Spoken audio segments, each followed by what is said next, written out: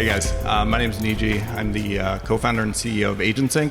AgentSync is building modern infrastructure to help connect insurance carriers, agencies, MGAs, MGUs, really everything in between. AgentSync has a very interesting perspective on the industry as we support every line of business, every distribution model, so we can see changes to process, changes to behavior across the entire ecosystem.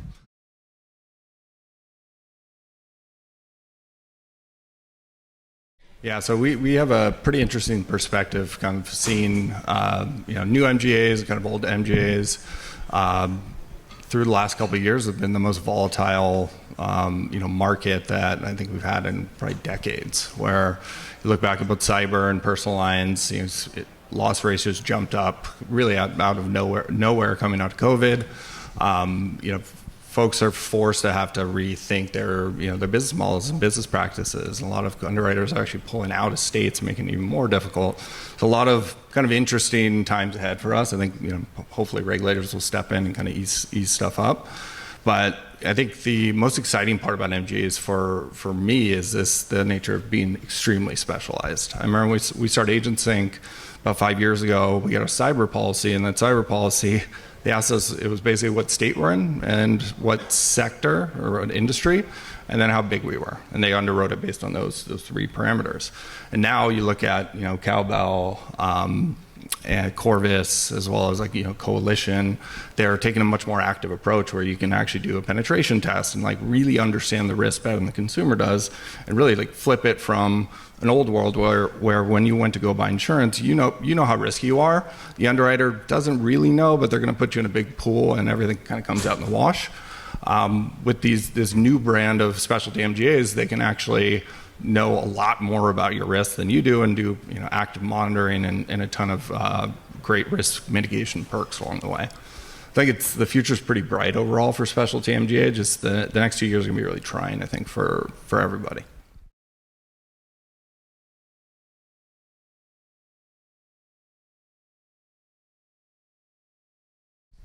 Yeah, I mean, it's a really good point that it's just essentially a big game of musical chairs at the end of the day. I think there's, it's no surprise, there's a shrinking agent population overall, and there's a bit of a land grab. We're seeing a ton of consolidation across really every line of business out there. I think the make or break is likely going to be who has access to funding, right? And kind of going back to your point on the misalignment of really priorities across, especially looking at the last couple of years, MGAs were getting these insane tech valuations. Money was falling out of the sky. It was a huge party that I think we all benefited from the last couple of years.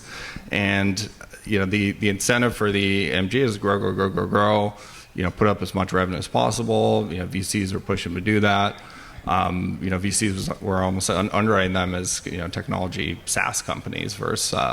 A good friend of mine likes to joke that insurance is the only product that you sell it and you don't know how much it's going to cost until 5 years later.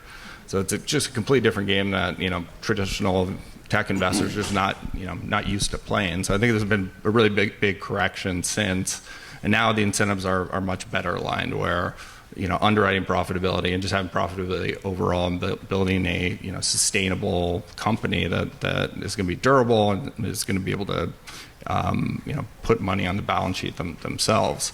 But I think the big differentiator going forward is that access to capital. I think the MGA model is, there's definitely a little bit of egg on our face collectively. I mean, the public markets not treat them super well.